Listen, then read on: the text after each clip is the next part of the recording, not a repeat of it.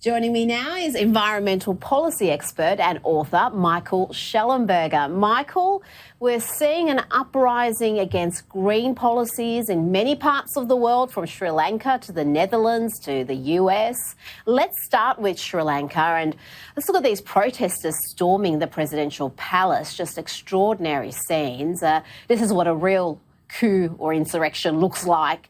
And the people who are protesting there have said they will continue to occupy the presidential and prime ministerial residences until both leaders officially resign. Michael, we know about the food, energy and financial crisis that's crippled the country, but you argue the underlying cause of the mayhem is that the nation's political leaders had fallen under the spell of green elites peddling ESG, seeing them ban modern fertilisers. Explain to my viewers what is ESG and why it's so dangerous. Sure. Well, it's good to be with you, Rita. And, of course, for any event like the collapse of a government, there's multiple causes. So Sri Lanka suffered from declining tourism, a big foreign debt. They had COVID lockdowns, but so did many other countries in Asia. What's different about Sri Lanka is that in April of 2021, its president literally banned fertilizer. So you saw, and over 80% of, or 80 to 90% of the country's farmers, 2 million farmers in Sri Lanka out of 22 million people, relied on chemical fertilizers. And almost all of them suffered significant crop declines. So rice, for example, production declined by 20%, which is a huge decline for 1 year. They had to import $450 million worth of rice. And this idea that chemical fertilizers are bad is part of a very dark green agenda. It's been around for over 50 years. It really comes from a pro-scarcity, anti-human form of environmentalism. I'm a pro-human, pro-abundance environmentalist. I think you need abundant food, energy, and water. But the origins of the disaster in Sri Lanka really started with Western intellectuals in the United States and Europe promoting effectively policies that have kept people poor, including people in Asia before the Green Revolution, the true Green Revolution of the 1960s. So I think to understand what's happening in Sri Lanka, you have to understand how the whole country, including the president, embraced very anti-human, pro-scarcity environmental policies. Well, this ESG, it's very much in vogue here in Australia. Companies are embracing it and changing the way they behave according to their ESG policies. So it's not something that's unique to Sri Lanka. And Sri Lanka was praised wisely for having such a high ESG score. They were almost seen as the model nation for others to follow. And like you said, this was only instituted, the fertiliser ban, in April last year. And we've got mayhem on our hands already, Michael. Yeah, that's right. And so ESG, of course, stands for environmental, social, and governance criteria. And the main ranking of ESG ranks Sri Lanka very high, despite the fact that it, basically had massive crop failures because of its unwillingness to continue to use fertilizer. So I think it exposes the fraud that is ESG. It had been a continuation of what used to be called socially responsible investing. But as you can see, it's obviously terrible socially. In terms of governance, it resulted in the overthrow of a government. And environmentally, it's terrible too. I mean, people have to understand that if you don't use chemical fertilizer, you have to use significantly more land, somewhere between 20 to 50% more land, depending on the crop and the part of the world that you're in. So if you use more land for farming, that's less land for the natural world, for endangered species and endangered habitats. So chemical fertilizers are the reason that we have, almost 8 billion human beings in the world. If it weren't for chemical fertilizers, we would all still be stuck in agrarian poverty, like still so many parts of sub-Saharan Africa and South Asia are. Oh, Michael, this is depressing to see because we should know better. But we are seeing policy U-turns and citizen uprisings in a number of nations in Europe, including the Netherlands. We spoke to a Dutch farmer yesterday on Outsiders, and he said that the Dutch people overwhelmingly stand with the farmers, even as the government and media vilify them.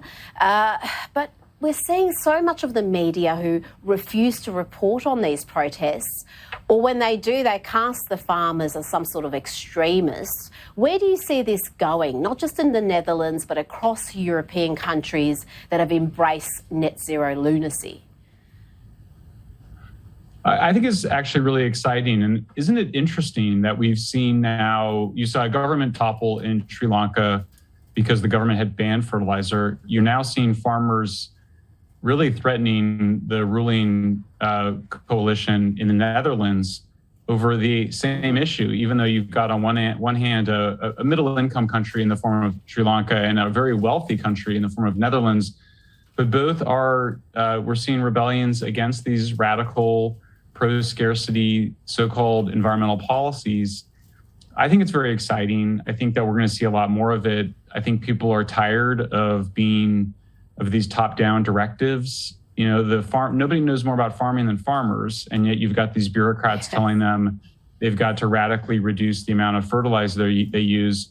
You know, most people don't know it, Rita, but the fact of the matter is European nations, including the Netherlands as a leader, have been reducing the amount of fertilizer that's required per acre, but they've been doing so based on what's working on the ground. It's not coming from top-down government dictates. It's coming from farmers finding out what works. Farmers don't want to use more fertilizer than they have to. Why would they? That's an additional cost.